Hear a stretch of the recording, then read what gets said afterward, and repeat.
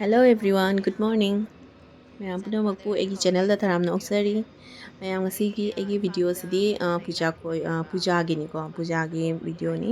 ꯉꯁꯤꯁꯦ ꯑꯩꯅ ꯌꯨꯝꯗꯒꯤ ꯏꯄꯥꯝꯗꯒꯤ ꯏꯠ ꯈꯨꯂꯥꯗ ꯆꯠꯂꯤꯅꯦꯕꯀꯣ, ꯏꯠ ꯈꯨꯂꯥ ꯑꯩ ꯌꯨꯝꯗ ꯆꯠꯂꯤꯅꯤ꯫ ꯁꯞꯇꯃꯤ ꯅꯨꯃꯤꯠꯅꯤ꯫ ꯁꯞꯇꯃꯤ ꯅꯨꯃꯤꯠꯁꯤꯗ ꯑꯩꯅꯅꯦ ꯄꯄꯥꯒꯤ ꯑꯩꯈꯣꯏ ꯏꯀꯨꯕꯣꯛꯇꯣ ꯃꯁꯥ ꯍꯟꯗꯛ ꯈꯔ ꯄꯦꯠ ꯈꯔ ꯇꯧꯏꯑꯕ, ꯑꯗꯨꯒꯤ ꯏꯀꯨꯕꯣꯛꯀꯤ ꯃꯃꯤꯡꯗ ꯏꯃꯥ ꯗꯨꯔꯒꯥ ꯏꯃꯥ ꯂꯥꯠꯂꯤꯉꯩꯁꯤꯗ ꯏꯀꯨꯕꯣꯛꯀꯤ ꯃꯃꯤꯡꯗ ꯁꯤꯗꯥ ꯑꯃꯈꯛꯇꯪ ꯀꯥꯖꯒꯦꯅ ꯈꯟꯖꯔꯤꯅꯦꯕ, ꯑꯗꯨꯒꯤꯗꯃꯛꯇ ꯆꯠꯂꯤꯅꯦꯕ꯫ ꯏꯀꯨꯕꯣꯛꯇ ꯄꯦꯠ ꯅꯥꯕꯗꯣ ꯑꯩꯅ ꯁꯤꯗꯥꯗꯣ ꯏꯀꯨꯕꯣꯛꯀꯤ ꯃꯃꯤꯡꯗ ꯀꯥꯖꯔꯒ ꯑꯗꯨꯗꯒꯤ ꯄꯇꯤꯠꯁꯨ ꯑꯩꯅ 1,900 ꯈꯛ ꯇꯥꯔꯦ꯫ ꯑꯥꯔꯇꯤ ꯇꯧꯕꯗꯗꯤ ꯄꯇꯤꯠ 1,900ꯅ ꯑꯣꯏꯅ ꯇꯧꯅꯕꯅꯦꯕ, ꯑꯗꯨꯒꯤ ꯄꯇꯤꯠꯁꯨ 1,900 ꯈꯛ ꯇꯥꯔꯒ ꯑꯣꯏꯅ ꯄꯨꯔꯦ꯫ ꯄꯄꯥꯒꯤ ꯏꯀꯨꯕꯣꯛꯀꯤ ꯃꯃꯤꯡꯗ ꯀꯠꯆꯔꯒ ꯑꯗꯨꯒꯤ ꯂꯥꯏꯔꯨꯛ ꯆꯟꯕꯗꯣ ꯑꯗꯨꯗꯣ ꯄꯤꯖꯔꯒ ꯄꯄꯥꯒꯤ ꯄꯄꯥ ꯑꯩꯅ ꯀꯧꯕꯅꯤꯅ ꯄꯄꯥ ꯍꯦꯛꯇ ꯑꯗꯨꯝ ꯍꯥꯏꯔꯦ꯫ ꯄꯄꯥꯒꯤ ꯑꯅꯥ ꯑꯌꯦꯛ ꯄꯨꯝꯅꯃꯛ ꯐꯕ ꯑꯣꯏꯔꯁꯅꯨ ꯍꯥꯏꯅ ꯑꯩꯅ ꯂꯥꯏꯗ ꯏꯃꯥ ꯏꯕꯦꯝꯃꯗ ꯅꯤꯖꯒꯦ ꯍꯥꯏꯅ ꯆꯠꯆꯔꯤꯅꯤ꯫ ꯑꯗꯣ ꯑꯌꯨꯛ ꯉꯟꯇꯥꯗꯅꯤ ꯆꯠꯂꯤꯁꯦ ꯑꯩꯈꯣꯏ ꯅꯨꯄꯥꯅ ꯊꯤꯟꯕꯤꯔꯤꯅꯦꯕ, ꯑꯩꯒ ꯏꯆꯥ ꯅꯨꯄꯥꯒ ꯑꯌꯨꯛ ꯉꯟꯇꯥꯗꯨꯗ ꯏꯃꯥ ꯏꯆꯥꯗ ꯆꯠꯄꯗꯣ ꯅꯨꯡꯉꯥꯏꯇꯦꯅꯀꯣ, ꯑꯗꯨꯅ ꯅꯨꯄꯥꯅ ꯊꯤꯟꯕꯤꯔꯤꯅꯤ꯫ ꯑꯗꯨꯅꯤ ꯃꯌꯥꯝ ꯉꯁꯤ ꯚꯤꯗꯤꯑꯣꯁꯦ ꯅꯨꯡꯉꯥꯏꯇꯕ ꯃꯌꯥꯝ ꯑꯩꯒ ꯄꯨꯟꯅ ꯃꯈꯥ ꯇꯥꯅ ꯌꯦꯡꯃꯤꯟꯅꯁꯤꯀꯣ ꯃꯌꯥꯝ꯫ ꯏꯄꯥꯝꯗ ꯂꯥꯛꯄꯅꯤꯅ ꯉꯔꯥꯡꯁꯦ ꯍꯟꯕꯒꯤ ꯋꯥꯅꯦꯕ, ꯂꯥꯏ ꯌꯨꯝ ꯆꯪꯕ ꯅꯨꯃꯤꯠꯁꯦ ꯁꯣꯁꯇꯤ ꯑꯣꯗꯤꯕꯥꯁ ꯅꯨꯃꯤꯠꯁꯦ, ꯑꯗꯣ ꯍꯟꯕ ꯌꯥꯗꯦ ꯈꯣꯠꯇꯦꯅ ꯍꯥꯏꯅꯕ ꯐꯠꯇꯦꯅ ꯏꯃꯥ ꯏꯕꯦꯝꯃ ꯀꯨꯝꯃꯛꯄꯅꯤꯅ ꯀꯨꯝꯃꯛꯇ꯭ꯔꯤ ꯃꯃꯥꯡꯗ ꯂꯥꯛꯄꯅꯤꯅ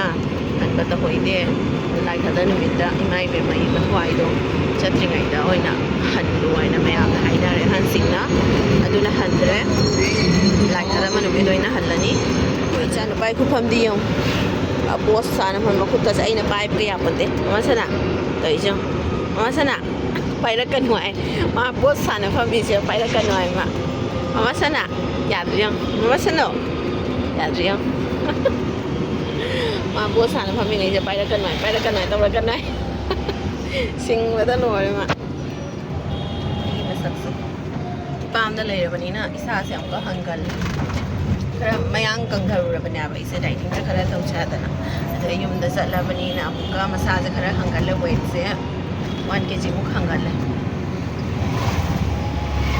ꯑꯌꯨꯛ ꯉꯟꯇꯥꯅꯤꯅ ꯀꯦꯝꯁꯨ ꯀꯦꯔꯛꯇ꯭ꯔꯤ, ꯀ꯭ꯔꯤꯝꯇꯅꯤ ꯃꯥꯒꯤ ꯃꯣꯏꯆꯔꯥꯏꯖꯔꯇꯅꯤ ꯇꯩꯔꯒ ꯂꯥꯛꯏꯁꯦ꯫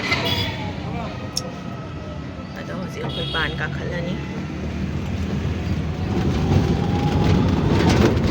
ꯂꯥꯏꯠꯀ ꯊꯥꯜꯂꯝꯃꯦ ꯂꯝꯕꯤꯒꯁꯦ꯫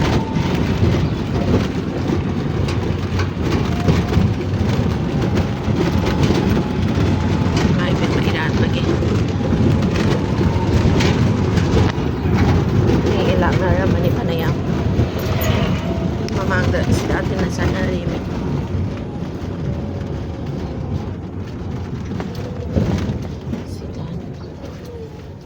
ꯁꯤꯗꯥ ꯊꯤꯟꯕ ꯆꯠꯅꯕ ꯍꯧꯅꯔꯦ꯫ ꯑꯩꯈꯣꯏ ꯊꯣꯡꯒꯥꯟ ꯌꯧꯁꯜꯂꯛꯇꯣꯔꯦ꯫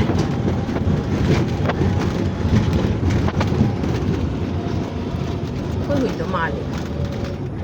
ꯑꯅꯤ kalamu nih, Cino nih Dada, আমরা জঙ্গল দোকানি যাইব নি না যাইতো না নানি স্কুটি আইছে নি papan ꯅꯤꯅꯦ ꯁꯤꯗꯥ ꯁꯦꯝꯅ ꯂꯣꯏꯅ ꯀꯨꯞꯁꯅ ꯊꯝꯃꯦ꯫ ꯁꯤꯗꯅ ꯁꯤꯗꯥ ꯂꯩꯔꯦ, ꯑꯁꯣꯝꯒꯤꯁꯤꯅ ꯍꯩꯔꯨꯛꯅꯤ, ꯑꯗꯩꯁꯤꯅ ꯂꯩꯒ ꯇꯨꯞꯄꯇꯤꯠ ꯇꯧꯅ, ꯑꯁꯤꯅ ꯌꯥꯏꯉꯪꯁꯤ ꯌꯦꯡꯉꯨ ꯐꯖꯗ꯭ꯔꯥ ꯌꯦꯡꯉꯨ, ꯈꯣꯏꯖꯨꯝꯒꯤ ꯑꯇꯥꯕꯅꯦꯕ, ꯃꯄꯥꯟꯁꯨ ꯁꯥꯠꯂꯤꯕ꯫ ꯑꯗꯨꯅ ꯏꯃꯥ ꯏꯕꯦꯝꯃꯗ ꯀꯠꯆꯕꯁꯦ ꯐꯩꯌꯦ ꯌꯥꯏꯉꯪ ꯃꯄꯥꯟ ꯁꯥꯕꯁꯦ꯫ ꯑꯗꯣ ꯀꯌꯥꯝ ꯐꯖꯈ꯭ꯔꯅꯣ ꯌꯦꯡꯉꯨ, ꯐꯖꯕ ꯍꯥꯏꯕ ꯇꯧꯍꯣꯏꯗꯦ ꯍꯥꯏꯔꯣ, ꯂꯤꯡꯉꯦ ꯐꯖꯅ꯫ ꯁꯤ ꯏꯃꯥ ꯏꯕꯦꯝꯃꯗ ꯀꯠꯆꯔꯅꯤ꯫ ꯍꯥꯀꯨꯝ ꯑꯃꯁꯨ ꯀꯠꯄ꯭ꯔꯥ ꯀꯩꯅꯣꯝ ꯇꯧꯕꯅꯤ꯫ ꯑꯩꯈꯣꯏ ꯍꯧꯖꯤꯛ ꯆꯠꯂꯅꯤ, ꯑꯩꯒ ꯏꯆꯥ ꯅꯨꯄꯥꯒ ꯃꯄꯥꯒ ꯂꯩꯔꯦ꯫ ꯃꯃꯥ ꯍꯥꯏꯗꯣꯅ ꯃꯥꯃꯥ ꯄꯦꯔꯒ ꯀꯧꯗꯣꯏꯅꯤ꯫ ꯀꯩꯗꯧꯔꯒꯦꯅꯦ ꯃꯈꯨꯠꯇ ꯀꯩ ꯆꯥꯎꯒꯦꯅꯦ? ꯁꯨꯝ ꯆꯥꯎꯗꯦ, ꯁꯨꯝ ꯆꯥꯗ꯭ꯔꯤ ꯆꯥꯁꯤ꯫ ꯂꯥꯏꯖꯧ ꯇꯧꯔ ꯂꯥꯛꯑ ꯆꯥꯁꯤꯀꯣ꯫ ꯐꯣꯇꯣ ꯑꯃꯁꯨ ꯅꯝꯊꯣꯛꯀꯦ ꯑꯩꯈꯣꯏ ꯍꯨꯝ꯫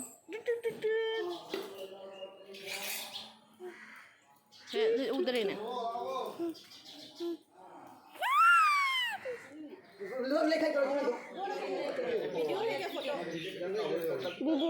मेरा फोटो लो।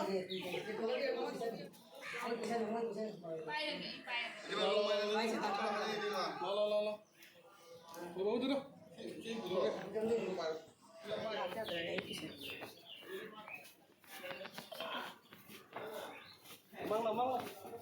thấy nó dùng nào thế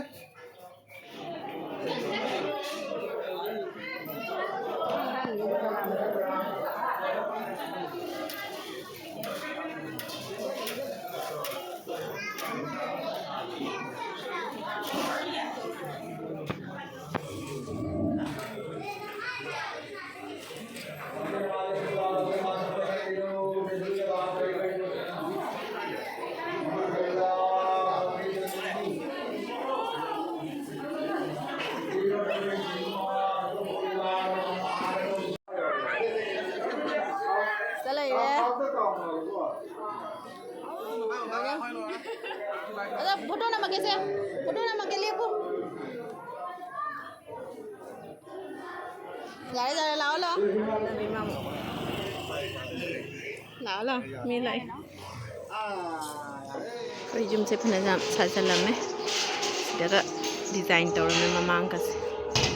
फना जाम साजलम में ना तौर में सिरीगिसु लोइरबा हाइदोनि सिरीगिसु फरे जाम लोइसलामे फारुकदा भालो आछे सकाले सकाल सकाल आबार जाइमेन ओ पूजार लागि आइछि आबार হ্যাঁ এখানে করব আবার কালকে ওইখানে সিধা সিরিগি রেলিং আছে সারামে मार्बल बस ना पामे मार्बल ना सॉरी ग्रेनाइट नहीं सीधा तौर में काबों हम लोसले लोबदी लोद्रे से मथक मथक अखोई ग्रेनाइट थाबो अदोतने पालिस स्टील से वाल फना याम खारमे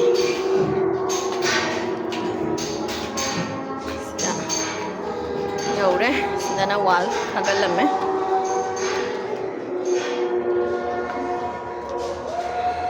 वाल से फना जाम खारमे मथक्ती काररोइगे दाई हफित कारुसिरा कइनो सिरी काबसे वाइने ख्वांग नाबीदो तौखिबनिना हजिसु ख्वांग से नारिबा अंगांगदो कमबदो दum मथौ ताबनिना अदुगी निक्षा सोर होले सस वाल से खाब कंप्लीट लोइरमे अदगी मथे किरी दम नहान अहान बदसु स्टील की स्त्री दो इनम बने अदो वीडियो दो थांगते ने सेने तो तके थोइना जे खनिगाय लेते वो स्टील की थबक सुनी होजे एके सुदो बे खंगे कुम्मगे मानथोक्ता मु सिदा थिन बनिना सिदा कारू बनिना लाई प्रसाद खुनबा मु चतोइने थेंगे ऐसे फिसु खरा सुदोपा नुपाना लेहौबनिना कादुसु मोलम्मे अदुसु कादुसु सेंदो खतोंग तौरम्मे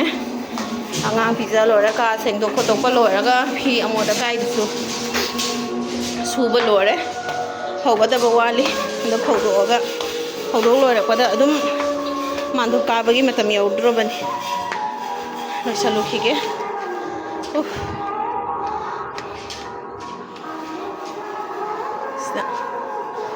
ꯑꯩꯒꯤ ꯌꯦꯅꯝꯗꯨꯗꯤ ꯅꯣꯡ ꯆꯥꯁꯟꯗ꯭ꯔꯦ ꯂꯣꯏꯔꯦ ꯑꯉꯥꯡꯗꯣ ꯑꯝꯇ ꯂꯧꯕꯤꯔꯒ ꯃꯥꯙꯧ ꯊꯕꯛ ꯂꯣꯏꯁꯟꯒꯦ ꯄꯨꯡ 11ꯗꯣ ꯊꯣꯡꯅꯕ ꯊꯕꯛ ꯇꯧꯖꯔꯝꯃꯤ ꯑꯩꯈꯣꯏ ꯁꯥꯏ ꯑꯩ ꯊꯕꯛ ꯇꯧꯖꯩꯅꯣ ꯁꯥꯏ ꯑꯩꯈꯣꯏ ꯃꯥꯙꯧꯒ ꯃꯅꯤꯡꯗ ꯐꯤ ꯉꯥꯛꯇ ꯅꯥꯎꯕꯤ ꯂꯥꯛꯑꯣ ꯁꯣꯝꯗ ꯂꯥꯛꯑꯣ 손을 나오. 만동이 손을 나오봐. 우보. 너너수. 너너. 이거 따니야. 전화 안 나다 오시네. 또 밤에 게이다. 세세. ꯑꯩꯈꯣꯏ ꯍꯧꯖꯤꯛ ꯚꯤꯗꯤꯑꯣꯗ ꯐꯣꯇꯣ ꯑꯩꯈꯣꯏ ꯍꯧꯖꯤꯛ ꯃꯥꯟꯗꯣꯞꯇ ꯂꯥꯏꯔꯨ ꯈꯨꯟꯕ ꯆꯠꯇꯣꯔꯦ ꯂꯥꯏ ꯄ꯭ꯔꯁꯥꯗ ꯈꯨꯟꯕ ꯆꯠꯇꯣꯔꯦ ꯍꯧꯖꯤꯛ ꯆꯠꯂꯁꯤ ꯃꯌꯥꯝꯁꯤ ꯆꯠꯃꯤꯟꯅꯔꯁꯤ ꯆꯠꯂꯦ ꯆꯠꯈꯠꯂꯦ ꯑꯩꯈꯣꯏꯁꯦ ꯂꯩꯁꯥꯕꯤꯗꯨꯅꯤ ꯆꯠꯂꯦ ꯃꯥꯟꯗꯣ photo Đấy, akhoi angang pudare ma lai haurani ma mapoka mapuga lai haurani mapoka mapuga ngamu ko haurani ha sukali jong ai jatora ai duga ai ngone sai taurabani akhoi chale lai hauro phil lai sabi photo kapa chali lao nào bi lao nào bi anu an thieng e ni na phi chen ni na kan na ka khare to kap de he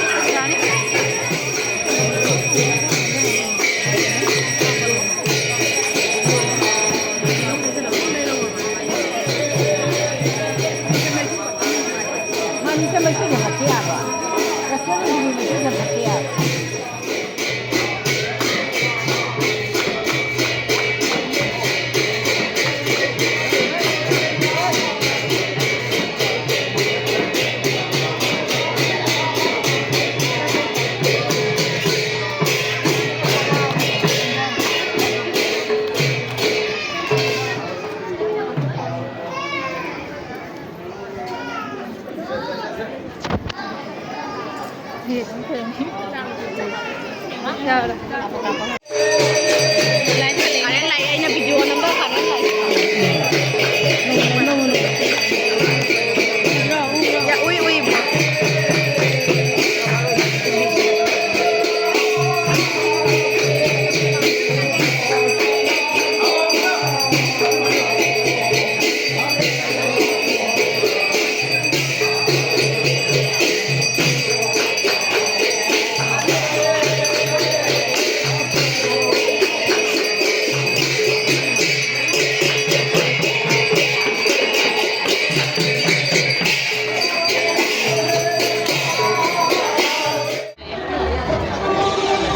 mang bên ra để xây thai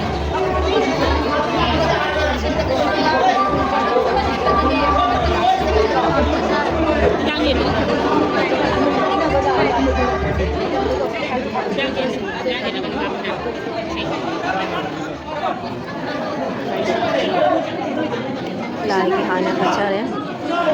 nấu bị chặt được giờ nào phải nấu nó thầm mệt ăn đâu lấy hậu để ăn đâu không hậu đơn như thế ăn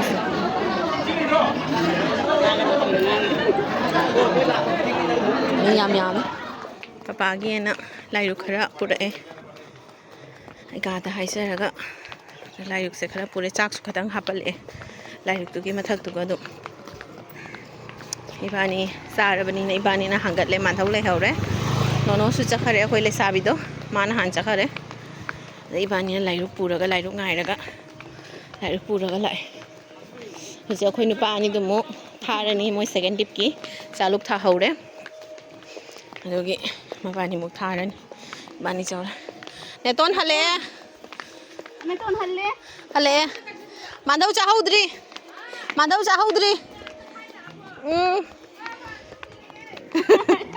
sakti laiye khoi fast tip ta phang bai chiche se khudang pai chim than ha horen mandau da birau mandau gi ni mobile puko ne ये युमगी tiles नहीं लाई से ऐसे से आई खलम बदुनी ने सीधी सब माने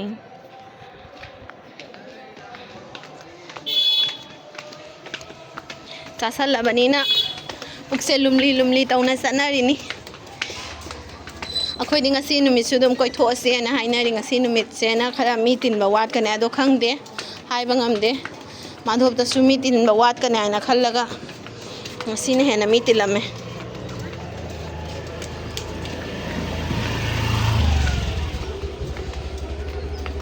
papor hoba manam yam kanna nam moi loina chabane aina chana khare se chakla me moi ngasai mandhoptane usop chabadagi chana driba adu chakla me siga kainom charu si momo ra kaino kitang charu se na loi chana khare imai cha gari da chanu pa sida lai mamme chanu pa tum tha khare adana chanu pa ga iga lai hawra sida नाउ बिहाद लाइरे full sari सेले मांगसी अहान मनी माई full sari सेलाई सिंगसी ऐसु फुल साड़ी सेलाई मम्मे गाड़ी मनुंग दलाई बनीना यंग हन बियार से हाउरी इनाउ नुपा याई मा तो माना हाइनी हाउरी मा सिदा चारे नोमा अदो हाउई सिदा चासी चकलाम बदो खितंग मोमोरा कइनो दम खितंग चासे ना मोइ लोइ कुना हरे कोइ पूजा थोक लइसे टाउन मनुंग चटपगी वानी अदो चला रोइसे ना हाइना रे कगिनो टाउन मनुंग गाड़ी पुसन बदो यारोय ना हायबा अदुई अंगांग का यावबनिना चटपदो नुंगायरोय अदुना सोंदा उधारबोन ओइना चलसे ना उधारबोन लोंदा ओइना चखली लाइका अमता पेंडल का अमता चंगद्रिदा खोइसे सिदा सकलाम नरे खतंग चागे ना मोइ कुमथाना चंगनरी आइगे अइंग पुरै हाँ तो हम दो इधर देखा बा हम दो हंगदोरा तो हम इधर ऑर्डर तो सब तो सिंगाई ले कुछ जंग दे कई कई फंगे मोइसिबो नो कंगरा chicken momo chicken chowmein best fry best fry चारो मोमो चिकन पूरा कुइनो खाली तो सेना इथा अने चानु पातम मिना खोरी तो आई तंबाक तनी नंबर याद आखो करे मा याद्री यौ मा मरे मरे चले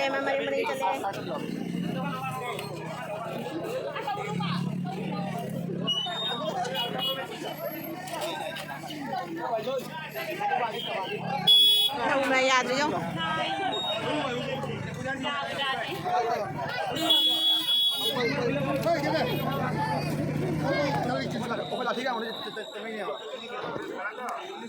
ayo chỗ tăng khá chẳng có phi đi mai chỉ đi công lại như thế này hello sekarang mau jauh deh ma egi sari macam ni nih ayah cini sim egi sari macam mana pai kan mà ông đã vun mang từ từ này nó mang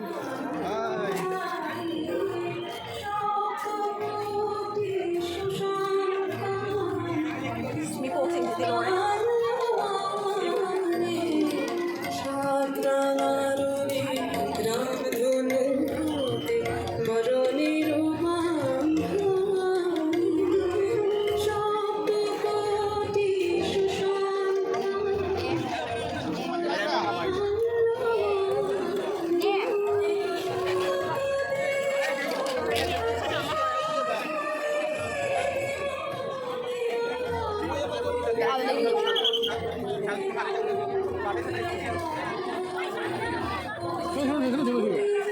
howdo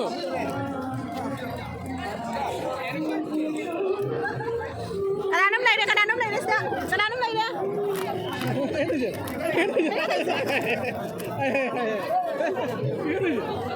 ini jalan ini kayak hai terus semua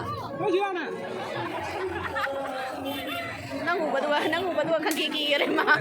दादा मनों जंग जाए विशाल हाल जंगता बा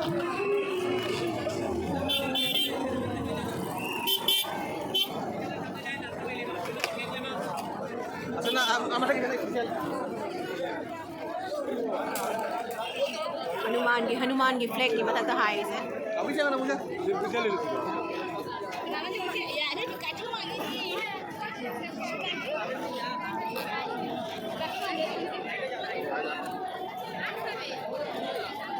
ni mako nga tangay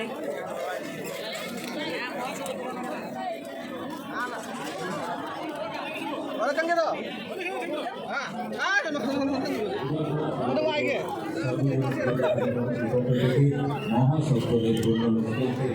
Mong da rasya? প্রবেশ করতে হলে একটি করে coupon সংগ্রহ করতে হবে 10 বছরের নিচে ছোট ছোট ছেলে মেয়েদের আমাদের কুপন লাগছে না 10 বছরের ঊর্ধ্বে ꯀꯩꯗꯧꯔꯒꯦꯅꯦ ꯃꯃꯥ ꯁꯅꯥ ꯀꯩꯗꯧꯔꯒꯦꯅꯦ ꯃꯃꯣ ꯑꯕꯨꯗꯣ ꯗꯛ ꯗꯛ ꯇꯧꯒꯦ ꯃꯃꯥꯅ ꯗꯛ ꯗꯛ ꯇꯧꯒꯦ ꯄꯥꯏ ꯄꯦꯝꯃ ꯄꯦꯔꯦ ꯇꯧꯔꯤꯁꯦ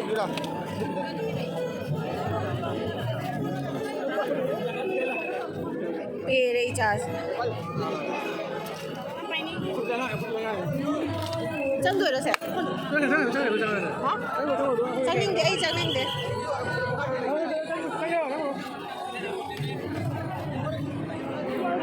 ꯂꯥꯏꯟꯁꯦ ꯌꯦꯡꯉꯣ ꯂꯥꯏꯟꯁꯦ ꯌꯦꯡꯕꯤꯌꯨ ꯍꯧꯖꯤꯛꯀꯤ ꯄꯦꯟꯗꯦꯜꯗꯨꯒ ꯆꯪꯕꯒꯤ ꯂꯥꯏꯟꯅꯤ ꯑꯗꯨꯁꯨ ꯇꯤꯀꯦꯠ ꯀꯛꯑ ꯀꯛꯑꯒ ꯆꯪꯉꯤꯅꯦꯕ ꯇꯤꯀꯦꯠ ꯄꯩꯁꯥ ꯇꯧꯅ ꯀꯛꯑ ꯀꯛꯑꯒ ꯆꯪꯅꯔꯤꯅꯤꯁꯦ ꯂꯥꯏꯟꯁꯦ ꯈꯨꯠꯁꯥꯡꯁꯦ ꯌꯦꯡꯉꯨ ꯑꯩ ꯉꯁꯥꯏ ꯍꯧꯔꯛꯄꯗꯒꯤ ꯅꯝꯗ꯭ꯔꯦ ꯄꯦꯟꯗꯦꯜꯗꯣ ꯐꯅ ꯁꯥꯡꯉꯦ ꯂꯩꯍꯧꯔꯤꯁꯦ ꯑꯩꯈꯣই ꯁꯤꯗ ꯃꯤ ꯇꯤꯀꯦꯠ ꯀꯛꯑꯒ ꯂꯥꯛꯏꯅꯤꯅꯦ ꯑꯩ ꯇꯜꯂꯦ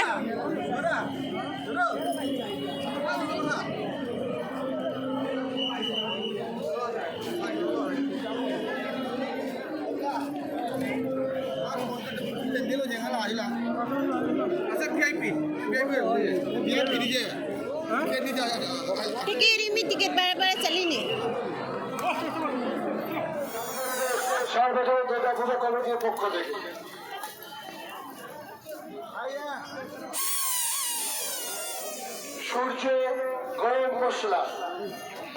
সূর্য গরম মশলা এবছর থেকে আমাদেরকে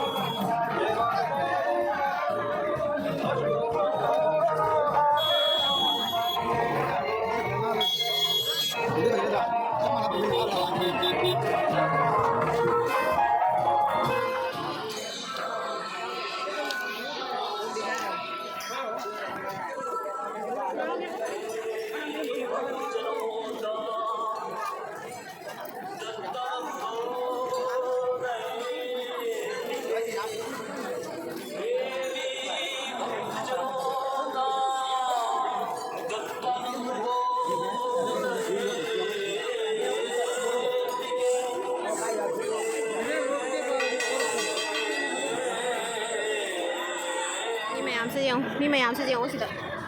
se line mayam se ura ba sidagi tawraga mathang tawra sida line mayam se mi ma ko ka tangai nga sai de hojik na mu hen gar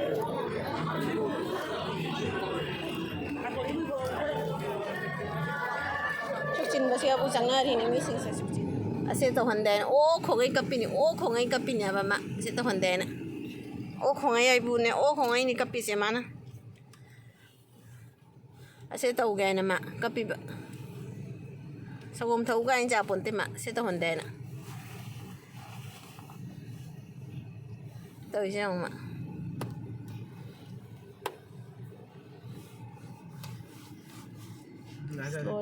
Sila sila.